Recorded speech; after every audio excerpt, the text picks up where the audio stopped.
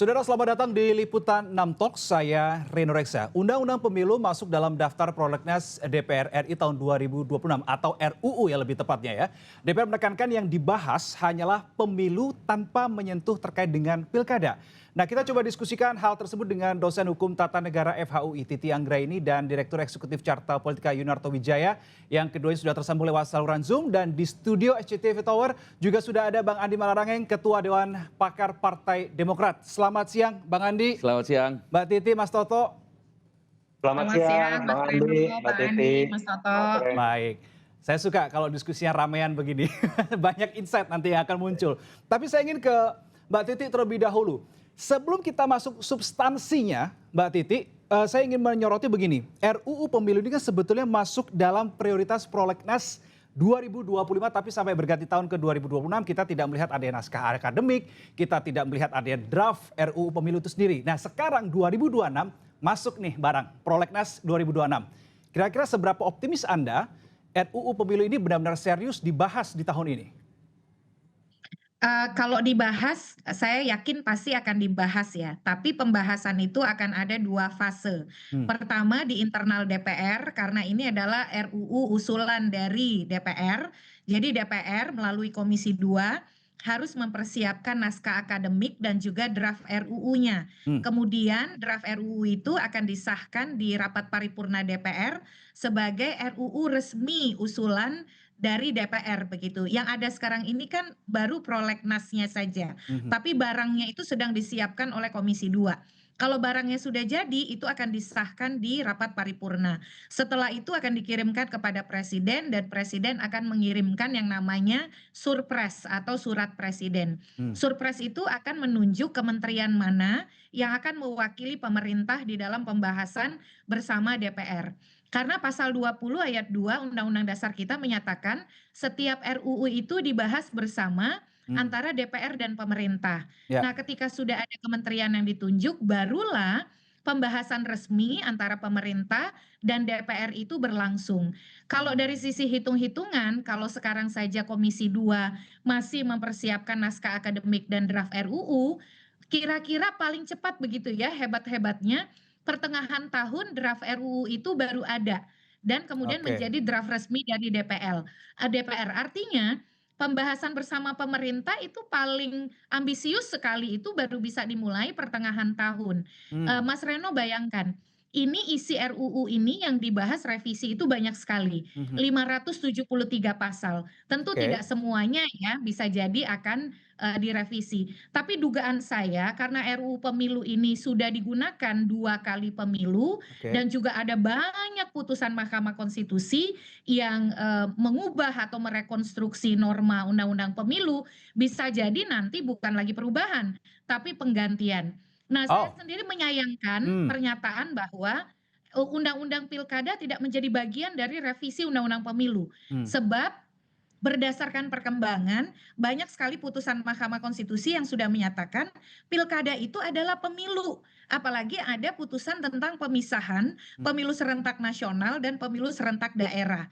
Serta ada sejumlah putusan MK, misalnya putusan 52 tahun 2024 yang menyatakan harus dilakukan harmonisasi dan sinkronisasi norma antara pengaturan pemilu dan pilkada sehingga tidak ada lagi inkonsistensi, tumpang tindih, dan ketidakkonsistenan pengaturan. Jadi kalau undang-undang pilkadanya tidak dibahas, maka perintah harmonisasi dan sinkronisasi serta penyelarasan pengaturan antara pemilu dan pilkada dalam satu rezim pemilu itu tidak akan dilakukan begitu. Nah, ujung-ujungnya saya kok merasa ya justru pemisahan pembahasan tidak dilakukan dalam satu naskah itu jangan-jangan untuk ya mengakali ya putusan Mahkamah Konstitusi tentang pemisahan pemilu sehingga pada akhirnya nanti pemilunya tidak dipisahkan begitu.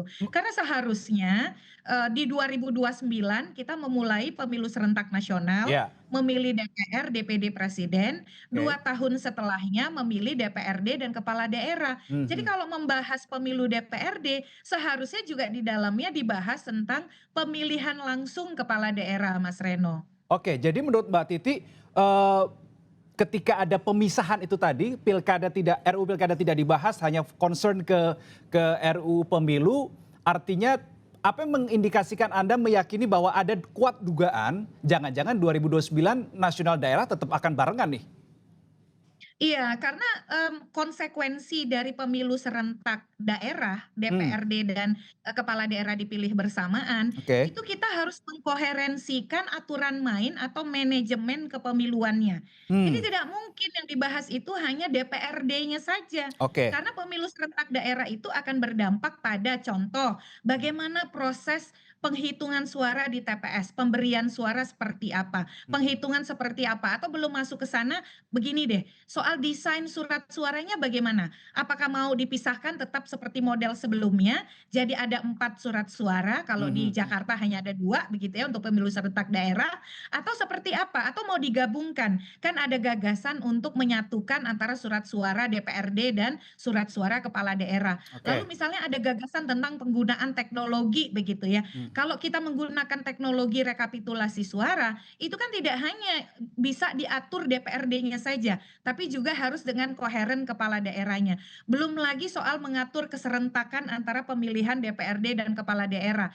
Tahapan-tahapannya itu harus sinkron, oke oke. pencalonannya seperti apa dan lain sebagainya. Jadi kalau ini tidak dibahas, jadi jangan-jangan justru agenda pemisahan pemilu itu akan menguap begitu saja. Padahal pemisahan pemilu itu sesuatu yang sudah diperintahkan oleh Mahkamah Konstitusi, di mana di 2029 pemilu DPRD itu harus dikeluarkan. Hanya Oke. ada pemilu DPR, DPD, dan presiden saja, begitu. Oke, Bang Andi ada tanggapan terkait dengan hal ini. Ada dua hal setidaknya ya terkait dengan revisi Undang-Undang Pemilu dan yang berikutnya adalah ini sangat disayangkan kenapa kok ada pemisahan pilkada tidak dibahas yang dibahas hanya pemilu. Demokrat seperti apa sikapnya? Justru sebenarnya dengan adanya pemisahan itu sudah menjadi jelas bahwa ada pemilu daerah, ada pemilu nasional. Yang dibahas sekarang ini pemilu yang 2029. Kalau 2029 itu kalau mengikuti Mahkamah Konstitusi, pemilunya kan hanya Pilpres, Presiden, Pileg DPR RI, Pileg DPD. DPD RI. 3 kotak suara yang kemudian undang-undangnya dibahas perlu sekarang ini karena itu yang menyangkut pemilu 2029. Tapi kan pilkada dan pemilu DPRD itu kan masih 2031. Jadi tidak harus buru-buru sekarang ini. Dengan kalau nanti undang-undang pemilu itu hanya membahas mengenai Pilpres, Pileg DPR RI dan Pileg DPD, otomatis kan sebenarnya sudah mengikuti Mahkamah Konstitusi. Sehingga misalnya kita tidak perlu sekarang berdebat tentang pilkada langsung atau tidak langsung kan karena itu urusannya masih 2031 kira-kira Belanda masih jauh untuk soal itu.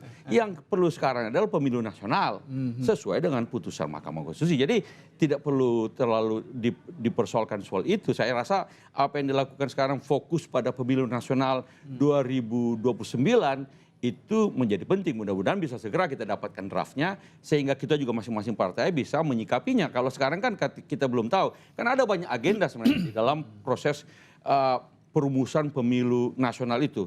Agenda soal yang paling pertama bagi saya ada agenda tentang bagaimana campaign finance reform harus Oke, dimasukkan di pendanaan. situ.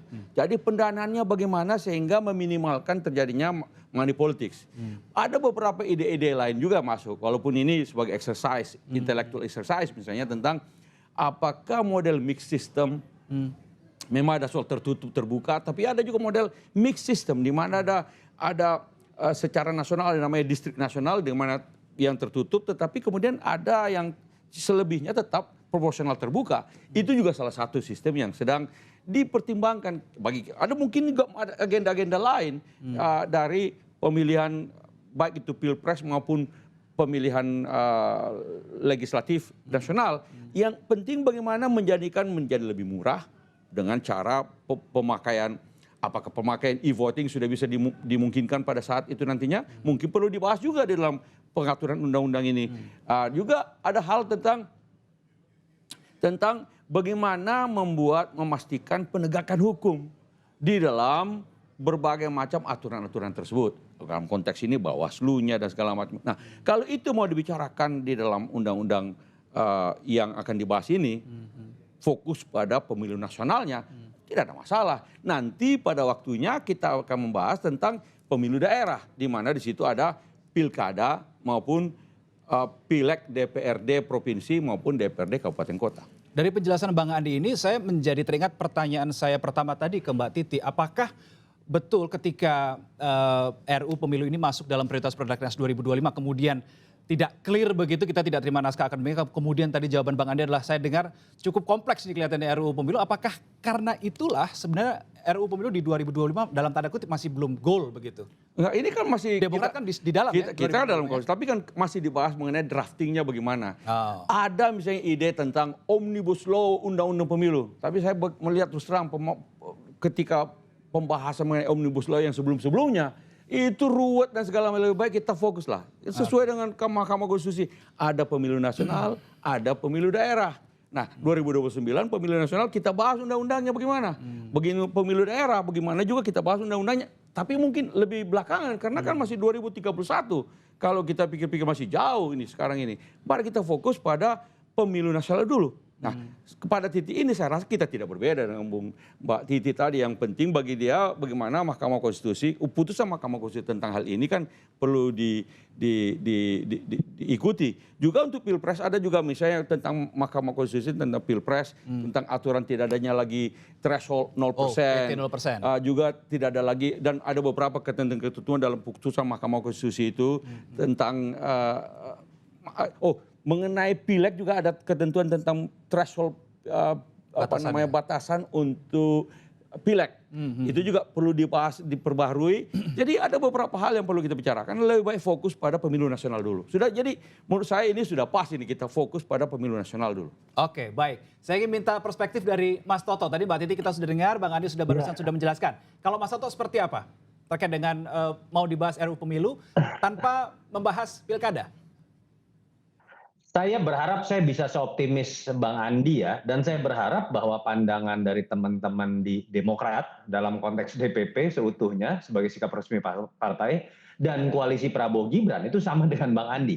Bahwa ada kepastian mereka akan menghormati putusan 135 dari MK yang akan menjadi titik start awal bahwa DPR setuju terlebih dahulu bahwa pemilu nasional dengan pemilu di lokal itu akan dipisah. Karena perdebatan di situ. Dalam beberapa kesempatan, seminar, diskusi, saya masih mendengar dari beberapa partai, mereka merasa keputusan MK tersebut tidak bisa diterima karena melampaui kewenangannya. Dan itu titik startnya. Saya berharap partai-partai lain sesuai dengan Bang Andi ya. Kenapa? Saya setuju dengan Mbak Titi dalam konteks terasa melegakan oleh sebagian masyarakat awam. Bahwa seakan-akan pembahasan dari RUU Pilkada yang diundur itu seakan-akan sebuah oase bahwa tidak ada upaya untuk mengintervensi lagi mengenai adanya upaya untuk kemudian membawa pilkada dipilih oleh DPRD. Tapi saya merasa dalam konteks membangun sebuah komitmen terhadap keputusan MK seharusnya ini dilakukan bersama-sama. Karena ketika kita sepakat bahwa 2029 tidak lagi ada pemilu DPRD dan itu dikondisikan kemudian di 2031 bersama dengan pilkada, itu seharusnya revisi undang-undang tersebut dilakukan secara bersama-sama, tidak akan mengganggu dan malah seharusnya harmonisasi bisa dilakukan seperti itu. Kalau kita lihat pun kemarin statement dari Mas Toto, saya potong sebentar. Bersama-sama, tapi kalau misalkan seperti tadi bahasa Bang Andi adalah kelar pemilu kemudian berkesinambungan dengan undang-undang pilkada, apakah masalah waktu ini masih menjadi masalah inti yang menjadi ketakutan atau kekhawatiran tersendiri, Mas Toto? Sorry, maksudnya permasalahan waktu dari siapa nih, Mas Reno? Ada perbedaan waktu kan? Ini kan fokusnya adalah masalah pemilu dulu nih. Kemudian ini pemilu nasional, kemudian pilkada kan? Mas Reno, ini terkait dengan substansi. Oke. Ada hal yang saling terkait. Ketika ada upaya menghormati keputusan MK yang menyatakan bahwa pemilu DPRD tidak lagi dilakukan di 2029 dan itu akan masuk kemudian di pilkada yang akan dilakukan 2031, seharusnya ini dilakukan dalam konteks sinkronisasi dan harmonisasi secara bersama-sama. Dan kalau kita lihat kemarin dalam konteks statement Bang Dasko, statement Bang Rifki dalam konteks Komisi 2, saya tidak melihat juga kemarin itu dalam konteks seperti yang Bang Andi tadi sebutkan. Saya lebih melihat ya, dugaan saya ya, ini upaya untuk meredakan sedikit tekanan dari teman-teman civil society, para influencer dan para netizen yang cenderung memang tone-nya sangat negatif dengan upaya dari bisa dikatakan hampir semua partai termasuk Demokrat loh untuk memaksakan adanya pilkada lewat DPRD. Jadi Oke. sifatnya sementara. Nah, seharusnya kita kan sedang berbicara mengenai bagaimana merekonstruksi total sistem bernegara kita, apalagi ini salah satu revisi yang jeda waktunya paling lama loh. Kalau kita ingat sejarahnya itu kan kenapa sih kemudian banyak permasalahan atau keputusan MK yang dibuat dalam jeda waktu antara revisi sebelum dengan revisi yang akan dilakukan sekarang? Karena Pak Jokowi, seingat saya kalau tidak salah waktu itu memang menginginkan tidak ada perubahan undang-undang yang menyebabkan banyak sekali keputusan MK yang menyebabkan sinkronisasi dari revisi undang-undang pemilu sekarang sangat kompleks dibandingkan dengan masa-masa sebelum. Oke, Bang Andi ada tanggapan? Jadi justru saya kok melihat ya, lebih baik kita pilah-pilah secara yang pemilu nasional ada undang-undang tersendiri, pemilu nasional, pemilu daerah ada undang-undang tersendiri. Karena pelajaran tentang Omnibus Law, jadi kalau kita lihat lagi ruwet dan kemudian menjahitnya yang katanya dengan Omnibus Law kita bisa sinkronisasi, harmonisasi. Nyatanya semua Omnibus Law yang kita bikin itu kacau balau. Terutama bahkan tidak berkonsisten satu pasal dengan satu pasal karena menjahitnya tidak rapi. Lebih baik kita fokus dulu pada, ya usul kami adalah bagaimana kita fokus pada pemilu nasional. Kan ada Pilpres, pemilu legislatif DPR RI, pemilu legislatif DPD. Kita perbaiki dulu situ sehingga kita bisa menciptakan pemilu yang berkualitas di 2029. Kemudian 2031 sesuai dengan putusan Mahkamah Konstitusi ada pemilu daerah. Di situ ada pemilu legislatif DPRD provinsi, DPRD kabupaten kota, pemilihan gubernur dan pemilihan pemilihan bupati wali kota. Itu bisa satu klaster sendiri lagi untuk pemilu daerah. Dan karena waktunya memang berbeda, pembahasannya bisa tidak harus bersama-sama. Tapi kalau misalkan bisa dibahas bersama-sama, kenapa tidak, Bang Andi? Sebetulnya. Ngapain mau bicara tentang 2031 sementara kita masih 2026. 2026, sorry. Ya, dan isu-isu yang seperti pemilu pilkada langsung atau pilkada DPRD membuat kita berbicara tentang sesuatu yang masih panjang. Lebih baik kita fokus pada bagaimana kualitas pemilu 2029 dulu. Yang ada dalam 4 tahun ke depan, Pilpres ada banyak hal yang mesti diperbarui dalam undang-undang tentang Pilpres. Ada juga tentang undang legislatif yang juga bersumber dari Mahkamah Konstitusi. Threshold harus dihilangin, yang Pilpres 0% sudah. Kalau threshold pemilihan presiden. Untuk legislatif perlu ada perubahan sesuai dengan apa yang dikatakan oleh Mahkamah Konstitusi. Belum lagi menurut saya yang paling penting lagi campaign finance reform dan penegakan hukum mengenai persoalan-soal yang menyangkut money politics yang menggerogoti dari legitimasi hasil pemilu. Oke, mungkin salah satu hal yang menjadi alasan kenapa mungkin ya, ini mungkin saya tidak tahu, nanti bisa dijawab oleh Mas Toto ataupun Mbak Titi. Yang menjadi kenapa undang-undang pilkada itu juga harus dibahas sekarang mungkin ya. Karena kan pilkada DPR dan sebagainya itu kan baru 2031.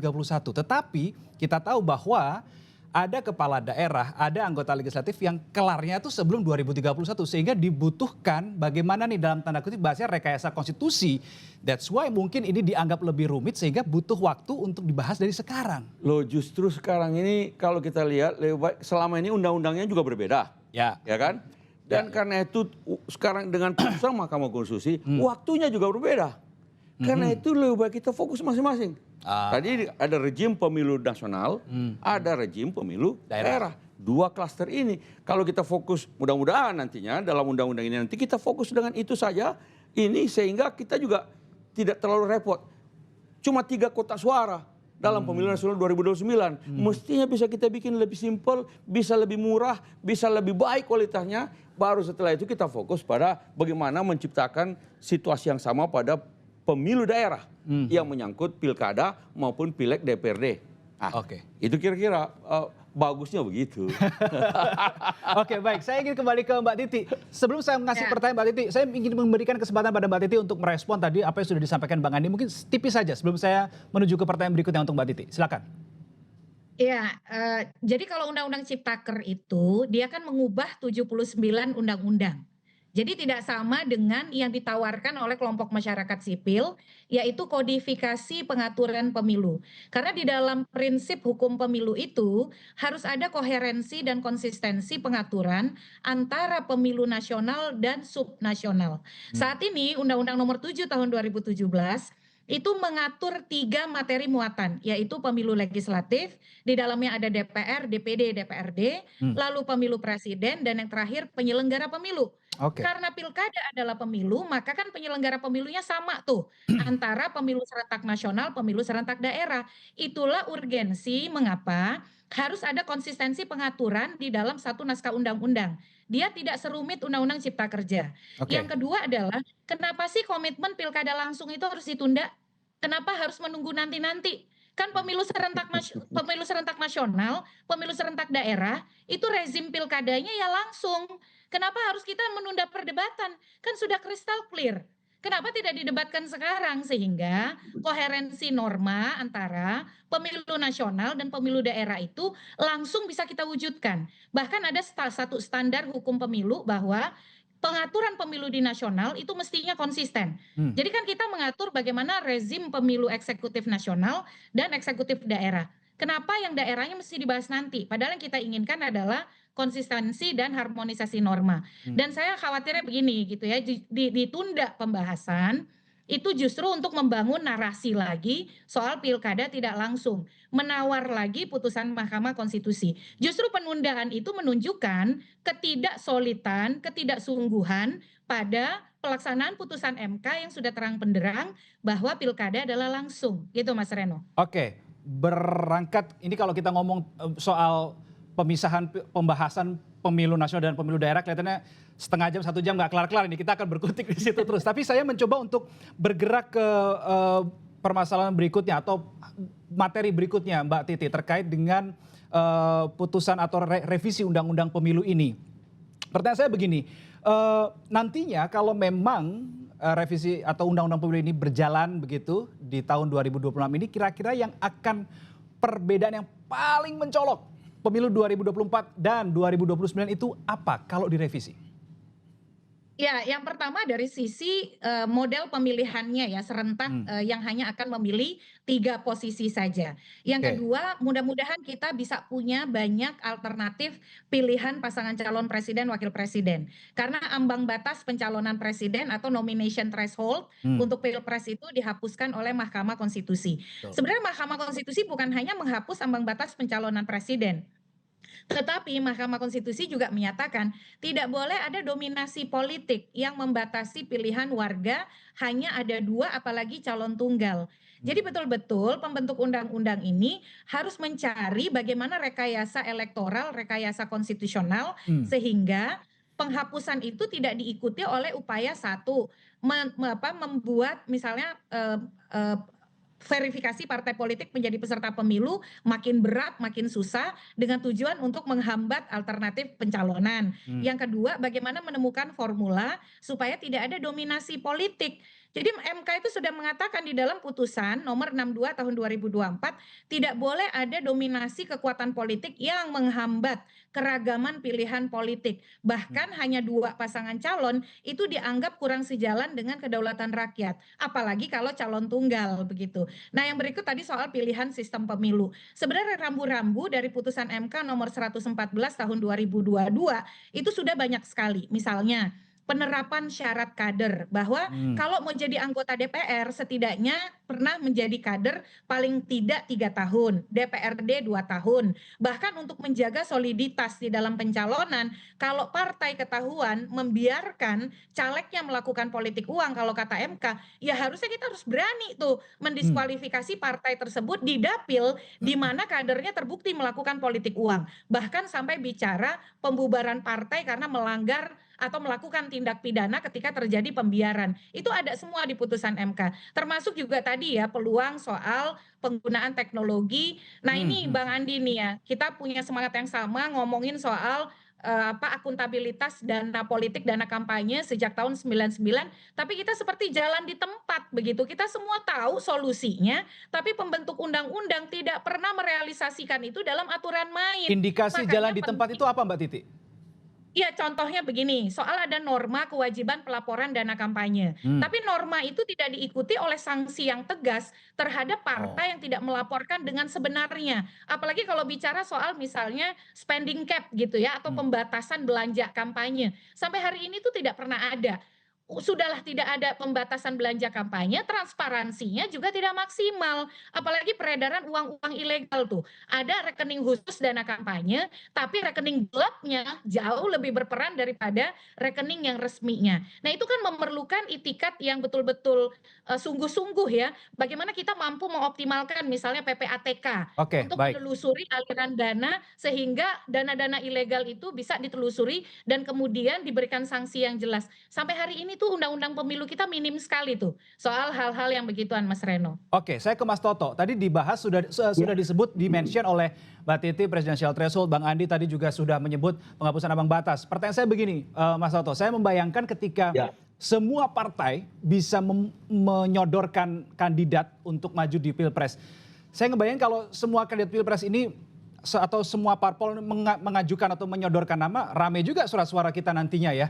Nah ini bagaimana Mas Toto melihat hal ini? PT 0%. Dasolennya seperti itu. Aturannya memang seakan-akan akan membuat banyak sekali keanekaragaman, bahkan akan terlalu banyak capres.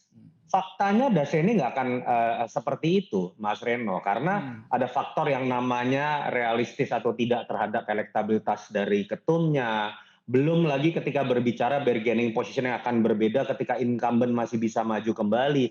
Contoh deh misalnya, pasti yang namanya Zulkifli Hasan punya angan-angan pengen jadi presiden.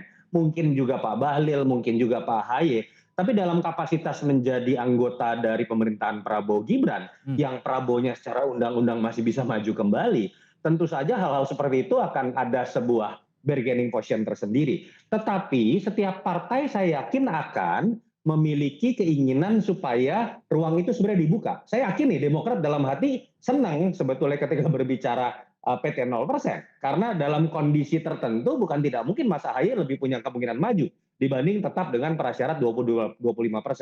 Jadi dari sisi desainnya atau kondisi realnya ini menarik juga Mas Reno. Ada hal-hal yang menurut saya akan kepentingannya itu bisa dinikmati bersama-sama oleh pihak yang berkuasa. Kenapa saya harus katakan seperti itu? Kita kan melihat nih bagaimana koalisi Prabowo Gibran ini bisa memutuskan apapun, katakanlah termasuk dalam konteks rancangan revisi Undang-Undang Pemilu ya, kekuatan 85%. Nah, mereka mungkin akan menikmati hal-hal yang bisa dinikmati bersama.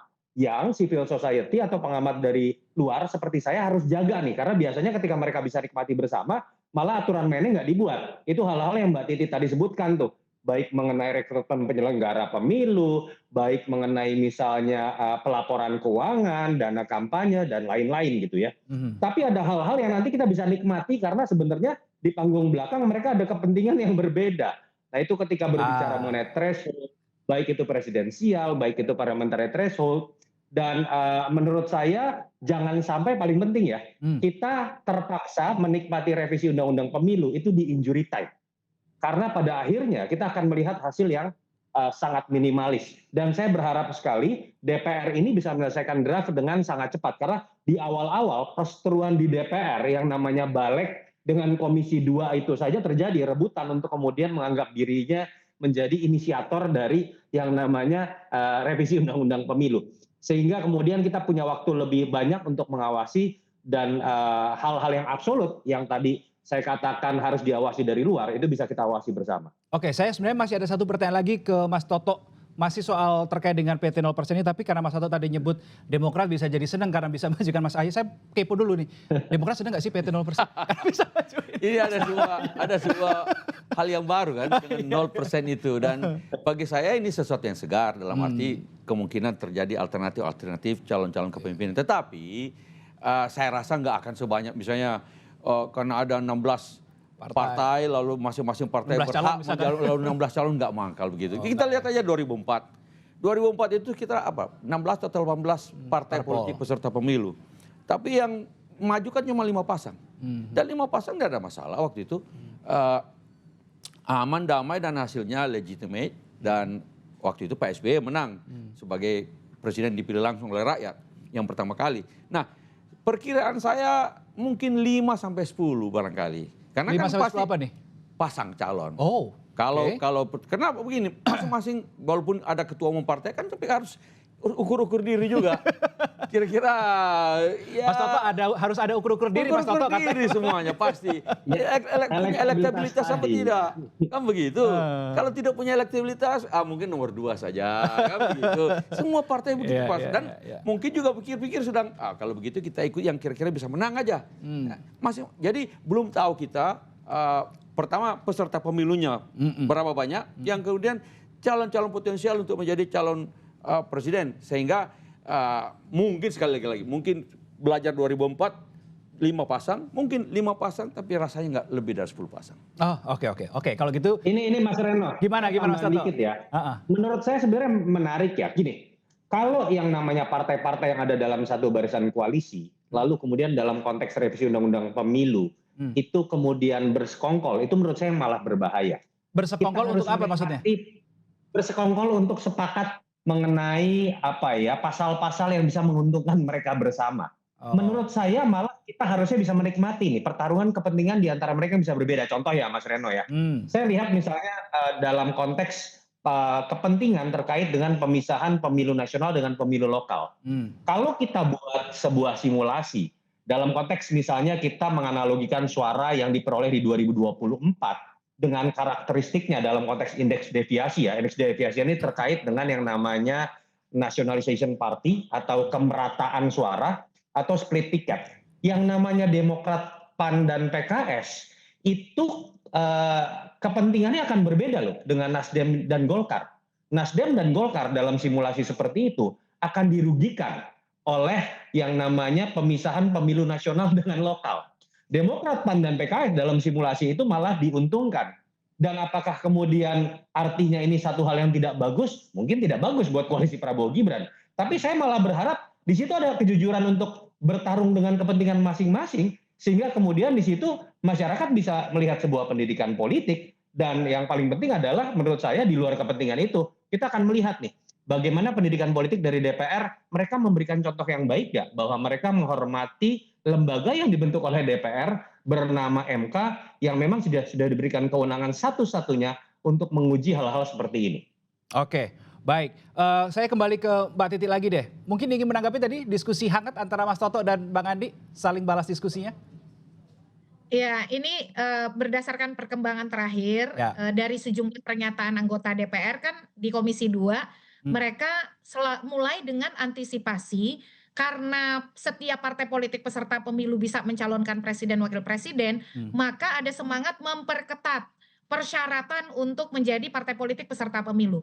Padahal yang ada hari ini saja itu sudah sangat ketat dan lebih menguntungkan partai-partai parlemen. Sebab kalau partai yang punya kursi di DPR berdasarkan putusan MK 55 tahun 2020 itu cukup hanya mendaftar kembali, lolos verifikasi administrasi, tidak perlu diverifikasi faktual.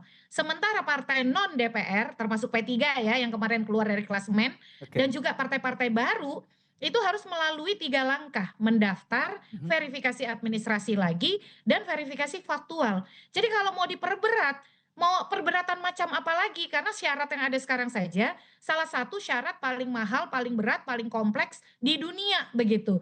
Jadi jangan sampai juga ada semangat untuk mengeliminir para kontestan atau para calon lawan. Jangan-jangan justru harapan itu muncul dari yang baru-baru gitu ya.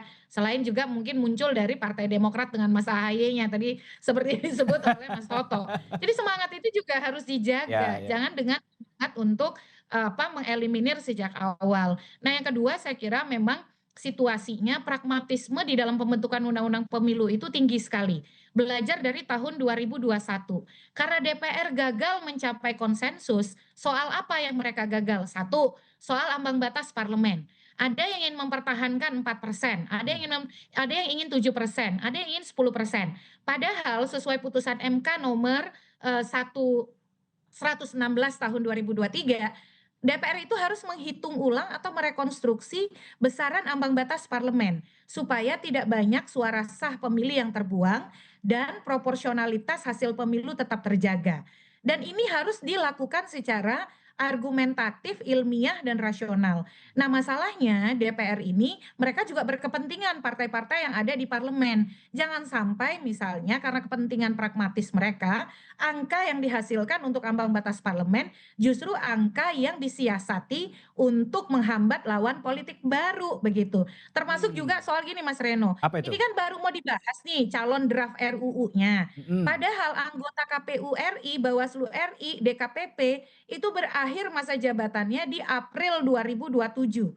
Undang-undang yang lama mengatakan mereka harus diseleksi paling lambat 6 bulan sebelum akhir masa jabatan. Artinya bulan Oktober itu Oktober. harus sudah ada tim seleksi yang melakukan seleksi terhadap KPU Bawaslu. Dan Oke. yang berikutnya ada juga putusan MK nomor 120 tahun 2022 yang menyatakan seleksi penyelenggara pemilu di tingkat nasional, provinsi, kabupaten, kota harus sudah selesai seluruhnya sebelum dimulainya tahapan pemilu 2029. Oke. Jadi kalau melihat kerangka waktu itu, kok saya rasanya pesimis ya. Kita bisa memperbaiki seleksi dan kelembagaan penyelenggara pemilu kita. Soal kalau penyelenggara pemilu kita dikooptasi kepentingan partisan, nanti yang paling rugi itu kayak partainya Bang Andi Malarangeng di 2024 yang paling nggak punya warna gitu ya. Nah jangan Waduh. sampai begitu yang kembali terjadi karena setengah dari integritas pemilu adalah integritas penyelenggara pemilu. Oke, Bang Andi silakan karena disinggung barusan sama Justru Titi. kalau Partai Demokrat menginginkan supaya pembahasan dimulai lebih cepat lebih baik. Kalau urusan pemilu nasional ya. Ya. Supaya kita bisa segera mempersiapkan strateginya apa nih. Kan kita tidak mungkin melakukan strategi kalau aturan mainnya belum jadi. beres, belum jelas. Ya itulah undang-undang pemilu dan turunannya termasuk nantinya di KPU-nya. Nah, tapi ini memang mudah-mudahan dengan sudah masuknya di prolegnas ini kita bisa segera membahas mengenai pemilu nasional, ya toh? Nah, terutama juga untuk pilpres. Pilpres salah satu yang perlu dibahas kalau tadi mengikuti Mbak Titi itu adalah tentang bagaimana agar jangan sampai ada satu calon kandidat memborong semua Betul. dukungan Partai. Tidak mungkin ada kotak kosong di dalam pemilu presiden. Kalau pilkada tidak apa-apa ada kotak kosong. Menang kotak kosong bisa ada PLT. Kalau presiden kan tidak mungkin kalau kotak Serem-serem kosong juga nih. lalu kemudian PLT. Kalau semuanya diborong begitu. Karena itu nanti juga harus dibahas tentang maksimum berapa banyak sih. Minimum tentu harus ada 2 calon. Ya. Apakah perlu ada pembatasan jumlah dukungan dari partai-partai berapa persen? Kita belum tahu. Ini baru sesuatu yang perlu dibahas ke depan. Nah, sehingga mengenai undang-undang pemilu nasional, pilpres, pileg nasional, pemilu daerah itu bisa lebih cepat lebih baik. Sehingga bisa kami partai-partai menyusun strategi sesuai dengan aturan main yang ada. Sehingga termasuk kalau ada bisa dilakukan e-voting dan sebagainya. Nah, termasuk juga berapa banyak jumlah TPS harus ada. Bagi saya bisa dipotong separuh jumlah TPS itu. Apa dasarnya? Loh, karena sekarang ini jumlah TPS kalau cuma 3 kotak suara. Oh, untuk nasional ya. Untuk nasional kalau cuma 3 3 kotak suara kan perhitungan bisa lebih Bisa cepat. lebih cepat. Karena itu jumlah orang per TPS bisa ditambah. ditambahkan. Kalau perlu jadi 1.000 per TPS. Rata-rata desa itu jumlah penduduknya 2.000 lebih. Jadi kalau ada anggaplah di luar Jawa ada cuma 1.000, satu desa satu kotak suara, satu TPS. Kotak suaranya bisa banyak, artinya dia punya bilik suaranya bisa banyak. Tapi ke kotak suara kan cuma 3. Jadi penghitungan juga bisa cepat. Bahkan waktu penutupan jam 1 bisa teruskan sampai jam 2 atau jam 3. Agak siang lagi selesainya. Sehingga kan bisa lebih murah, bisa lebih mudah. Nah, dan kemudian beberapa turun-turunannya termasuk kita setuju tentang campaign finance reform, tentang berbagai macam hal-hal, termasuk juga dengan threshold pemilu legislatif. Ya, sekarang thresholdnya menurut Mahkamah Konstitusi harus dikaji ulang. Sekarang ini Menurut kan Demokrat kira-kira yang pantas untuk parliamentary threshold berapa deh? Kan jangan juga terlalu rendah. jangan juga terlalu rendah. Jangan juga terlalu rendah. Di mana-mana threshold parlementer itu biasa sudah menjaga bagian supaya jangan ada partai. Kami pun sekarang ini 4% terlalu rendah. Tidak? Sekarang menurut konstitusi terlalu tinggi, jadi perlu dikasih turun sedikit. Oh, direndahkan ya lagi kan? ya. Sekarang kami ini di DPR RI kursinya paling sedikit. Itu pun tidak optimal ketika dibagi 13 komisi, berapa komisi sekarang ini, belum lagi badan-badan yang DPR yang lain perangkat DPR. Sehingga kalau kita paling di satu komisi kita cuma 2-3 orang, menjadi tidak maksimal upaya fraksi. Karena itu kalau ada partai misalnya cuma 10 orang anggotanya di DPR RI, kan pasti tidak maksimal untuk menjalankan fungsi-fungsi DPR RI, fungsi-fungsi parlemen.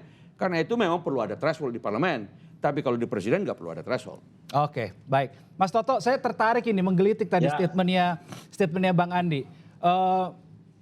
Bisa menjadi bahan masukan juga, bahan diskusi juga. Misal nih satu kontestan atau satu paslon ini janganlah semua parpol diborong semua ada di koalisi itu. Saya jadi teringat keinginan Presiden Prabowo Subianto yang ingin membentuk koalisi permanen. Sementara koalisinya sudah sebesar itu. Bagaimana Mas Toto?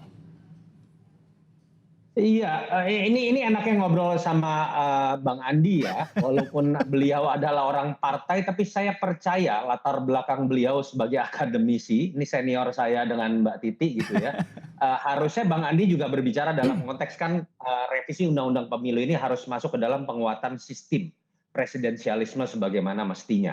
Dan kita ingat banget loh, yang namanya SBY itu produk empiris dari presidensialisme yang sebagaimana mestinya. SBY itu lahir di 2004 ketika belum ada presidensial threshold dengan angka 20-25%.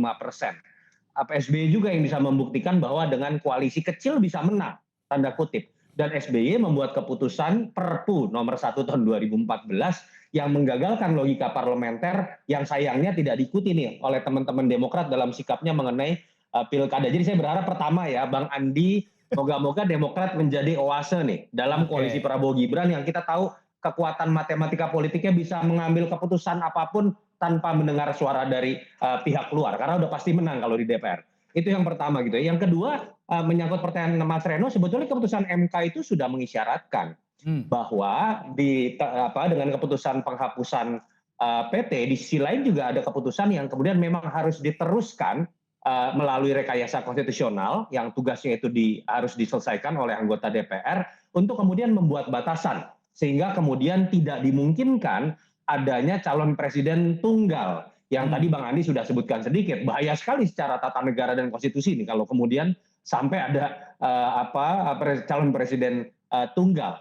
Dan ini kan sebetulnya bagian dari penguatan presidensialisme tadi yang harus kita jaga benar-benar karena keinginan secara empiris, mohon maaf ya, dari hampir semua presiden terpilih di Indonesia, yaitu merusak presidensialisme tadi. Dengan cara apa sih? Dengan cara membangun koalisi sebesar-besarnya yang kemudian merusak check and balances. Dengan cara kemudian seenak-enaknya melanggar sebetulnya aturan yang ada di Undang-Undang 39 2008 Kementerian Negara dengan bisa seenak-enaknya memberikan yang namanya kursi menteri yang seharusnya nggak boleh tuh itu dinikmati oleh pejabat dari partai yang itu sebenarnya menikmati APBN. Itu ada aturannya seperti itu. Tapi kita tahu hampir semua presiden melakukan hal-hal seperti ini dan saya sangat berharap sekali ya aturan-aturan yang bisa dibuat dalam revisi Undang-Undang Pemilu juga membatasi hal-hal tersebut ya salah satunya memang sudah diamanatkan oleh MK untuk kemudian bisa memberikan batasan dan menurut saya hitung-hitungannya saya tidak tahu Mbak Titi ya apakah kita bicara di angka 30-40% yang kemudian bisa membuat pencalonan ini benar-benar bersifat kompetitif bukan sekedar seremonial. Oke, kalau begitu saya tanyakan langsung ke Mbak Titi, silakan dijawab. Ini ada batasan tidak? Batasan ini baiknya berapa sih untuk partai-partai atau gabungan partai ini perlukah dibatasi? Kalaupun perlu ini dibatasi berapa? Dan apakah juga perlu disebutkan secara detail atau secara gamblang batas minimal paslon di gelaran Pilpres itu berapa paslon? Ya, kalau berdasarkan putusan MK nomor 62 tahun 2024 ya Mas Reno ya, MK menyatakan bahwa sebenarnya semangat amandemen konstitusi kedaulatan rakyat itu adalah memberikan keragaman pilihan politik kepada warga sehingga dua pilihan itu di dalam pertimbangan hukum disebutkan itu tidak sejalan dengan semangat itu. Jadi sebenarnya dua pasangan calon pun kalau kita baca baik-baik itu tidak sesuai dengan semangat pasal 6A ayat 2, ayat 3, ayat 4 yang memberikan pendekatan sistem pemilu majority runoff atau dua putaran. Jadi kalau dua saja dianggap kurang sejalan, tidak sejalan, apalagi calon tunggal. Bahkan MK mengatakan konstitusi tidak menghendaki calon tunggal. Kalau saya boleh mengatakan bahwa calon tunggal itu sudah jelas-jelas adalah inkonstitusional berdasarkan putusan nomor 62 tahun 2024. Nah di kelompok masyarakat sipil ada sejumlah tawaran. Misalnya ada yang menawarkan bahkan di angka 30% maksimal koalisi. Tapi koalisi untuk kodifikasi undang-undang pemilu itu menawarkan di angka 40%. Karena dengan 40%, maka secara otomatis sudah kita mendapatkan paling sedikit 3 pasangan calon presiden wakil presiden. Dan itu sejalan dengan sistem pemilu kita yang 2 putaran, begitu ya. 50% plus 1 yang memang memberikan ruang untuk keragaman pilihan tadi. Tapi lagi-lagi problematika kita berhadapan dengan pembentuk undang-undang yang juga punya intensi elektoral atau conflict of interest. Makanya tuh ada namanya Gerken itu sempat menyatakan pembentukan undang-undang oleh para mereka yang juga akan menjadi pelaku kompetisi itu seperti foxes guarding the hen house gitu ya. Rubah dibiarkan menjaga kandang ayam. Yang kita sekarang ini harapkan adalah mereka menunjukkan kenegarawanan, bukan kemudian dipandu oleh kepentingan pragmatisnya. Yang selama ini di dalam pembahasan undang-undang pemilu itu yang sering menghambat upaya kita melahirkan aturan main yang betul-betul bisa memberikan kompetisi yang jujur dan adil. Jadi kalau Bang Andi yang jadi anggota DPR kita yakin lah ya begitu ya. Tapi yang terjadi sebelumnya bahkan karena gagal mencapai konsensus, tarik-menarik soal ambang batas parlemen, saya setuju tuh Bang Andi. Kami bahkan di Koalisi Masyarakat Sipil mengusulkan ambang batas parlemen itu 1% saja. Bahkan sebenarnya tanpa ambang batas parlemen sepanjang dia bisa lolos di dapil, kita bisa menggunakan instrumen lain, misalnya ambang batas fraksi begitu ya, seperti yang kita lakukan di tahun 99 ketika Bang Andi Malarangeng jadi anggota KPU-nya begitu. Nah ini hal-hal seperti ini yang mestinya secara bersih, secara jernih kita harapkan dari pembentuk undang-undang. Karena kalau tidak jangan sampai seperti 2017 baru ketok palu, waktu itu Bang Habibur Rahman langsung ke MK menguji pasal di dalam undang-undang pemilu kita. Nah itu juga yang kami khawatirkan kalau pembahasannya tergesa-gesa, tidak terbuka, tidak strategis dan tidak konstitusional, maka lagi-lagi masyarakat akan beramai-ramai pergi ke MK, alih-alih kita mendapatkan instrumen hukum yang betul-betul stabil dan memberikan kepastian hukum gitu. Oke, kita sudah di ujung durasi. Sebagai closing statement atau summary, pertanyaannya sama untuk Bang Andi, Mas Toto dan juga Mbak Titi. Mungkin bisa diawali dari Bang Andi dulu. Terkait dengan revisi Undang-Undang Pemilu, babak baru sistem politik Indonesia. Apa yang menjadi closing statement dari Demokrat yang kali ini diwakili oleh Bang Andi? Kalau kami memang menginginkan sebuah sistem pemilu yang baik. Kalau kita mengikuti Mahkamah Konstitusi, ada pemilu nasional, ada pemilu daerah, kita fokus pada pemilu 2029. Lalu kemudian kita coba memperbaiki kelemahan-kelemahan dari undang-undang pemilu selama ini. Ada sudah banyak sebenarnya teman-teman di civil society, akademisi punya kelemahan-kelemahannya apa, kita perbaiki kelemahan-kelemahan itu sehingga kita bisa menghasilkan pemilu nasional berkualitas. Setelah itu baru kita bicara tentang pemilu daerah. Itu harapan kami. Tentu saja kita baru mau dengar, saya juga belum punya draftnya, dari mana draftnya nih. Sehingga bisa kita kritisi pasal demi pasal. Kalau sudah ada draftnya nanti, kita bisa ketemu lagi di televisi, di SCTV ini. Lalu diskusi lagi pasal demi pasal. Dan posisi kami dari partai juga perlu dirumuskan kan setelah melihat draft dari undang-undang tersebut. Oke, baik. Mas Toto? Iya, saya mungkin kalimatnya begini ya, jangan sampai revisi undang-undang pemilu ini, saya berharap pada teman-teman partai ya, itu didasari pada rasa upaya dari teman-teman partai sekedar melayani pimpinan koalisi yang namanya Pak Prabowo. Saya harus menggunakan bahasa yang telanjang gitu ya. Jadi ketika muncul kemarin tiba-tiba isu mengenai pilkada lewat DPRD, kita tahu itu diawali oleh sikap Pak Prabowo dalam beberapa pidatonya. Nah saya berharap jangan sampai kemudian nilai-nilai yang akan dibahas dalam revisi undang-undang pemilu ini didasarkan hanya pada positioning sebagai anggota dari barisan koalisi untuk kemudian melayani apa yang diinginkan oleh presiden. Karena problem kita ini nggak bisa selesai kalau sekedar kita ingin mencoba membaca selera dari penguasa atau presiden yang berkuasa saat ini. Enggak, ini problem sistemik. Capek kita kemudian setiap 5 tahun berdiskusi, berdebat tentang hal yang sama. Setiap pembentukan kabinet kita berdebat lagi tentang presidensialisme. Setiap ingin pemilu kita berdebat lagi mengenai presidensialisme.